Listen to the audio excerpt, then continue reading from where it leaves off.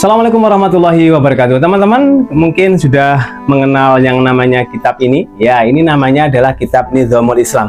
Di sini dijelaskan tentang berbagai macam sumber yang insya Allah akan menerangkan bagaimana dengan segamblang-gamblangnya tentang bagaimana kehidupan ini kita sebagai seorang muslim. Nah, tetapi teman-teman di sini yang perlu kita bahas adalah kemarin saya sempat mendengar dari para tokoh-tokoh ulama yang merasa geli dengan yang namanya khilafah. Memang ada apa sih dengan yang namanya khilafah itu kok sampai-sampai mereka ini menentang tidak usah adanya negara khilafah, ya. Mungkin ada yang takut dengan yang namanya khilafah. Mungkin sehoror apa sih yang disampaikan mungkin dari sahabat-sahabat kita yang menyampaikan tentang khilafah itu, sehingga ini menjadikan kayak menjadi momok bagi mereka, padahal yang kita tahu, mungkin saya sebagai orang awam ini ketika kita berbicara tentang khilafah, ini adalah salah satu hal yang mungkin ini sudah disampaikan oleh Allah.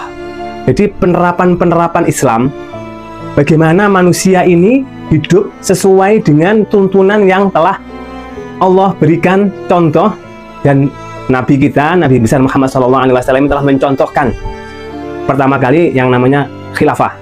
Nah, perlu kita ketahui teman-teman, pahami dulu ini kata-kata dalam hal khilafah. Di sini kita tahu bahwasanya bukan negara yang menerapkan sistem khilafah pertama kali adalah Nabi kita, Nabi Muhammad SAW. Ketika itu beliau ketika berada di Yathrib.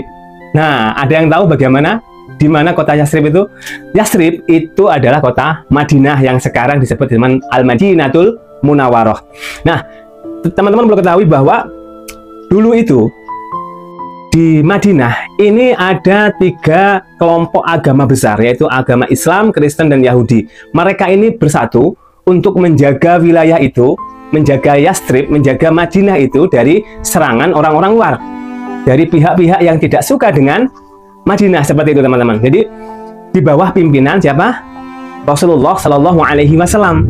Jadi perlu dipahami dulu bahwa khilafah ini sudah diterapkan oleh Rasulullah Shallallahu Alaihi Wasallam, bagaimana menata kehidupan manusia ini biar nanti itu manusia ini selamat di akhirat, tidak hanya di dunia saja tapi sampai di akhirat. Nah, oleh karena itu teman-teman perlu ketahui bahwasanya adanya negara ini bukan dibuat berdasarkan Islam. Negara ini disampaikan dan di peta-peta ini pertama kali oleh orang-orang Yunani pada saat itu, sehingga disebut ada negara-negara Eropa, negara Indonesia, dan lain sebagainya. Jadi seperti itu. Jadi awal mula disebut negara ini adalah buatan orang-orang Yunani pada saat itu. Nah, ketika itu Madinah ini tidak dikatakan sebagai negara Islam, tapi kelompok-kelompok yang dimana ini akan melindungi dari serangan orang-orang luar. Makanya di situ terjadi perjanjian Hudaybiyah, yaitu perjanjian yang sangat luar biasa sekali untuk mempertahankan wilayahnya itu dari orang-orang luar. Oleh karena itu teman-teman, jadi akan sangat konyol sekali mungkin bagi saya sebagai seorang awam kalau kita sangat membenci yang namanya khilafah, karena khilafah ini tidak bisa dikatakan untuk mengganti negara, bukan. Jadi ingin menguasai negara, tidak seperti itu teman-teman. Jadi khilafah ini adalah sistem yang dibuat oleh Allah, kemudian dicontohkan oleh Rasulullah, bagaimana kita ini peradaban kita di dunia ini, hablum minannasnya ini tidak menyalahi dengan apa yang sudah Allah janjikan di dalam Al-Quran, bahwasanya bagaimana kita berpolitik secara Islam, kemudian bagaimana kita berukhuwah, bagaimana kita melakukan jual beli secara Islam, pendidikan Islam, seperti apa. Nah, kenyataannya sekarang ini kita banyak mengadopsi daripada orang-orang Barat yang sifatnya adalah kapitalis. Nah, jadi seperti itu teman-teman. Jadi kalau kita memiliki pemikiran bahwasanya khilafah ini sangat menakutkan, ya, ini menjadi momok bagi kita bagaimana kita harus memperbanyak literasi, belajar membaca dan terus belajar agar kenapa? Agar kita ini tidak takut dengan apa yang disampaikan oleh saudara-saudara kita yang membahas tentang bagaimana khilafah, karena khilafah ini tidak ada unsur negara, itu tidak ada. Pun pengen membara Indonesia ini, ya mungkin kecil sekali seperti itu. Yang jelas khilafah ini kan sistem peraturan Islam yang dibuat oleh Allah, dan kita wajib untuk menjalankannya. Seperti di dalam Al-Quran dijelaskan, ya ayyuhalladzina amanu udkhulu fi silmi kafah. Hei orang-orang yang beriman. Jadi siapapun orang Islam yang mengaku beriman, bukan orang munafik, ini masuklah kalian ke dalam Islam secara sempurna, seluruhnya. Jadi kalau kita memahami tentang Islam, ini tidak kita membahas tentang agama saja.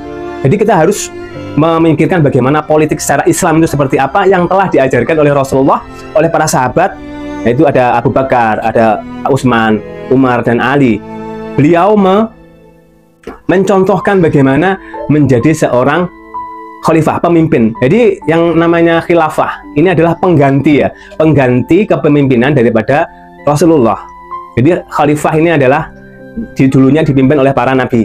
Nah, jadi bukan negara lagi, teman-teman. Jadi sistemnya adalah dunia. Ya, jadi bagaimana Islam ini bisa tegak di seluruh penjuru dunia ini, karena ini yang merupakan janji Allah bahwasanya nanti seluruh dunia akan berislam. Oleh karena itu, teman-teman semuanya, perlu kita ketahui bahwa jangan sampai semomok itu kita takut atau mungkin membenci tentang yang namanya khilafah. Teman-teman wajib membaca, wajib belajar untuk literasinya, bagaimana kita memahami tentang khilafah tersebut. Jadi khilafah ini tidak kita ini menjegal negara dan membuat sebuah negara, tidak. Jadi sistem yang dibuat oleh Allah untuk kemaslahatan umat, dan ini dicontohkan oleh Nabi kita, Nabi Muhammad SAW. Dan tidak mungkin, teman-teman semuanya, bahwasanya Allah itu memberikan tuntunan, memberikan contoh ini yang menyesatkan manusia atau menyengsarakan manusia. Ini tidak mungkin ini ya. Yang menyesatkan adalah ya manusianya sendiri itu. Sudah diberikan rel-rel yang sudah jelas, bagaimana manusia itu dimudahkan dengan syariat yang Allah berikan, tapi manusianya sendiri itu yang ternyata malah menyesatkan dirinya sendiri. Karena sesungguhnya yang membuat kerusakan di muka bumi ini bukan karena siapa-siapa ya, karena diri kita sendiri, pemikiran kita sendiri, sehingga kita nggak mau belajar dan kita nggak mau untuk saling berdiskusi, bermusyawarah bagaimana sih untuk menjadi pribadi yang bagus sesuai dengan syariat Islam dan tidak sekuler, tidak kapitalisme. Karena teman-teman tahu sendiri bahwasanya kita ini lebih banyak mengadopsi daripada pemikiran-pemikiran orang-orang kafir barat. Ya, semuanya itu dilandaskan bukan pada, misalkan kalau kita melakukan jual beli ini tidak dilandaskan pada hal yang sifatnya halal atau haram, tapi berdasarkan keuntungan. Kalau ada hal seperti itu, berarti pemikiran kita sudah menjadi pemikir yang kapitalisme.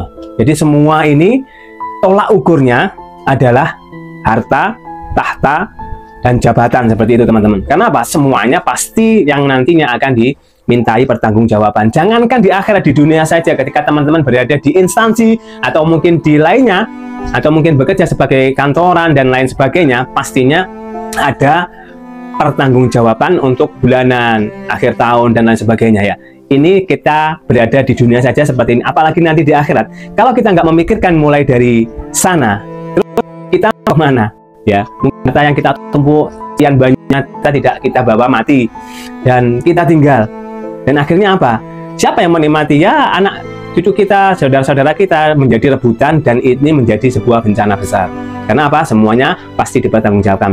Nah, itu tadi, teman-teman, sekitar pembahasan tentang khilafah, bahwasanya khilafah ini dicontohkan oleh Nabi besar Muhammad SAW ketika beliau berada di Yathrib atau di Madinah, karena adanya 3 kelompok umat besar, yaitu Islam, Kristen, dan Yahudi. Di situ membuat sebuah kesepakatan Hudaybiyah untuk menjaga wilayah itu dari ancaman daripada luar. Dan kata negara ini dicetuskan oleh orang Yunani. Sampai sekarang ini kita dipetak-petak, sehingga orang itu mudah untuk menghancurkan kita, untuk memecah belah umat Islam ini.